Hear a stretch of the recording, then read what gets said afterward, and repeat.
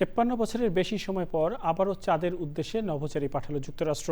যুক্তরাষ্ট্রের স্থানীয় সময় বুধবার মার্কিন মহাকাশ সংস্থা নাসার আর্টেমিস 2 এর 10 দিনের মিশনে 4 নভোচারী ফ্লোরিডার কেনেডি স্পেস সেন্টার থেকে ওরিয়ন ক্যাপসুলে চড়ে যাত্রা করেন।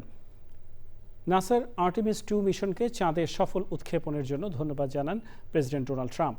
উৎক্ষেপণের পর সংবাদ সম্মেলনে নাসার প্রশাসক জ্যারেড আইজ্যাকম্যান জানান, নভোচারীরা নিরাপদ, সুরক্ষিত ও অত্যন্ত উৎফুল্ল আছেন।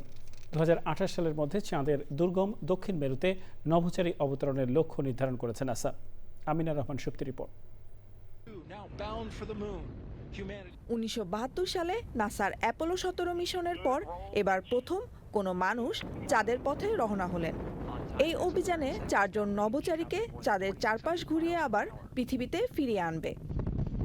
নাসার পক্ষ থেকে জানানো হয়েছে, ক্যাপসুলটি প্রায় 15 ফুট চওড়া ও 9 ফুট উঁচু। পরবর্তী 24 ঘন্টার মধ্যে এই ক্যাপসুল চাঁদের কক্ষপথে পৌঁছাবে। সেখানে নভোচারীরা নানা পরীক্ষা নিরীক্ষা করবেন।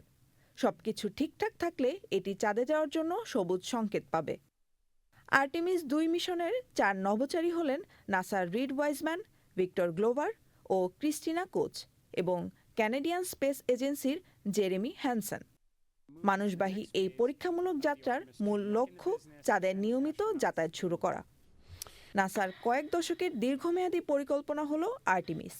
1972 সালের পর আবারও মানুষকে চাঁদে পাঠানো, সেখানে দীর্ঘমেয়াদী ঘাঁটি তৈরি এবং ভবিষ্যতে মঙ্গল গ্রহে মানুষের অভিযানের পথ প্রশস্ত করার উদ্দেশ্যে এই পরিকল্পনা হাতে নেয় নাসা।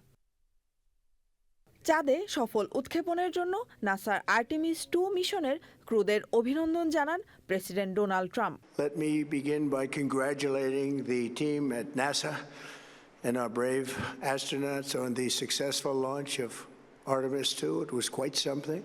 আর্টেমিস 2 সফল হলে তা আর্টেমিস 3 এর পথ খুলে দেবে। এরপর আর্টেমিস 4 চাঁদের নভোচারী অবতরণ এবং ভবিষ্যতে পৃথিবীর বাইরে মানুষের স্থায়ী উপস্থিতি নিশ্চিতের লক্ষ্যে পরিচালিত হবে।